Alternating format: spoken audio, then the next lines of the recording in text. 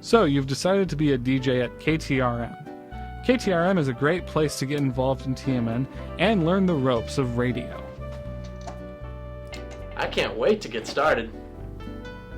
Our station is located in Barnett Hall, room 1217. When you first walk in, you'll be in the common area. This is a great place to hang out, or do your homework you forgot about that's due in 5 minutes. The next room is the production booth. This is where you can record audio. You can also use this to do your show if you really needed to. There's a bank of computers on the left of the station that you can use as well. The last room is the on-air booth. This is where your show will actually go on the air. Sitting down, you'll have a computer screen on your right and your left with a soundboard in the middle. To get started, take a look at the screen on the right. This is where you queue up music you want to play. You can do this by clicking the File button and opening a new program log. When it asks you if you want to save the changes, say no. Always say no. Never save the changes. Okay, but what if... Nope. Don't do it. Never, ever, ever save the changes. Ever, ever, ever. Understand? Okay. Cool. Let's move on. For your first semester, stick to the official KTRM format. There's a piece of paper to your right that explains what the format is. We've taped it to the table so it won't get lost. You can also find a copy in the reference binder. To start adding songs, open up the event builder. This is where all the audio files in KTRM are stored. You can drag those files into that big sea of gray, according to the format log. This way, all the songs you want to play are ready to use.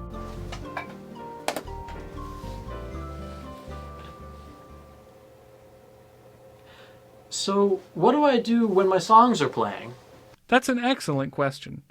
Take a look at the monitor on your left and find the spot log.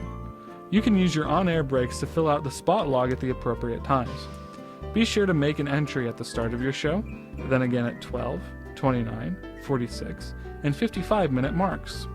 Enter your show time, name, and what you did during your breaks. Remember, this is how we take attendance and make sure the equipment is working, so always be sure to fill it out. Looks like we've covered our bases. Now it's time for everyone to hear your beautiful voice on the air.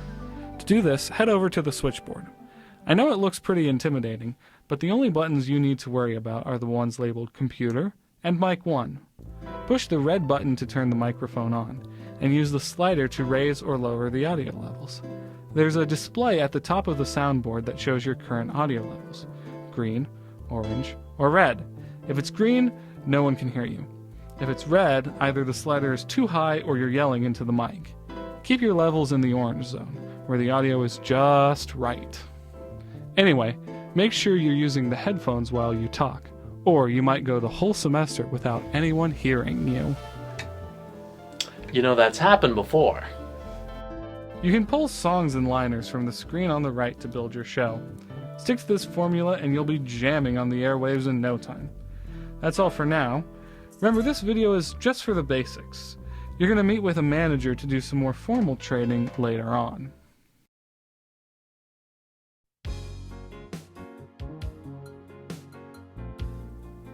Welcome back to part 2 of the training video.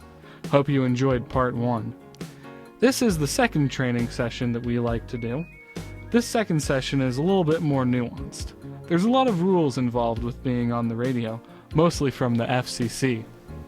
You mean the Federal Communications Commission? That's the one. Basically, you can't say any cuss words on the radio. You can see the list of banned words in the binder. You also can't reference something that is a bodily function. Okay, so I can't play any Diarrhea Planet. No, but we did actually have them in the log a few years ago. Anyway, another thing to remember is that we are a non-commercial station, meaning we can't actually play commercials on the air. Instead, we play what's known as underwriting. It's different from a commercial because instead of advertising, it gives technical information so the listener can form their own opinions.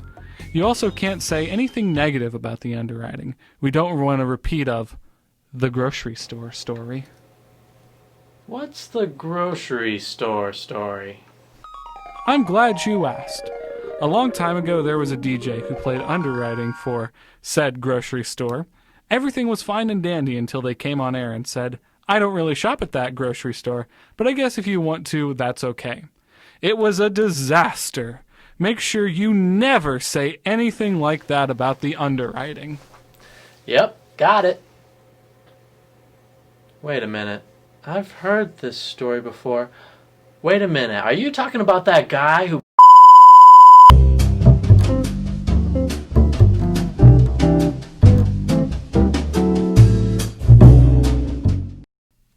Always be mindful when you're on the air.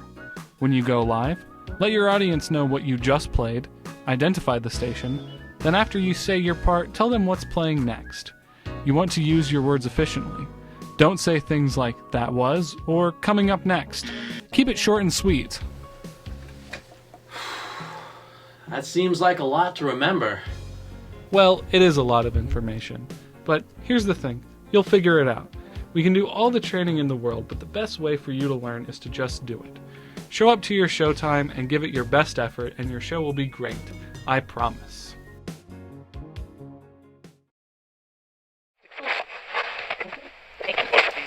Hi, I'm Lyndall.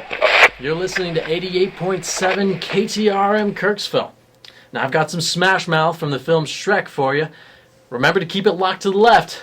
This is KTRM.